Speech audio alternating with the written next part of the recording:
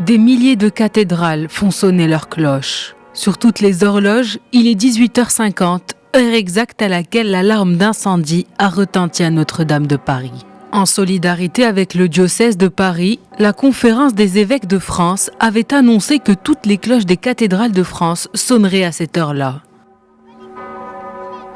C'est pas fini, ça ne fait que continuer.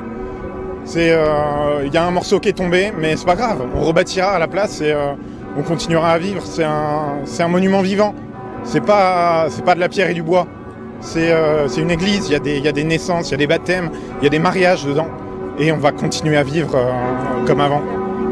Le chef de l'État, Emmanuel Macron, a lui réuni mercredi plusieurs ministres et personnalités pour le lancement de la reconstruction qu'il veut voir achever en 5 ans, un délai jugé réalisable par plusieurs participants, même s'il est considéré comme trop court par certains experts extérieurs. De son côté, le chef du gouvernement a annoncé la mise en place des mesures pour tenir cet important défi. Soutien fiscal aux dons et un projet de loi pour une souscription nationale ont été cités comme résolution. Je trouve que nous devons nous réjouir qu'au-delà de l'émotion, un très grand nombre de Français expriment le souhait de participer à cet effort de reconstruction.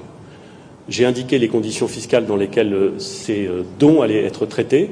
Il ne vous aura pas échappé que seuls les dons inférieurs à 1 000 € bénéficieront d'un régime fiscal spécifique. Pour tout ce qui est au-delà de 1 000 €, c'est le régime de droit commun qui s'appliquera. Et je pense que ça répond d'une certaine façon à la question que vous posez.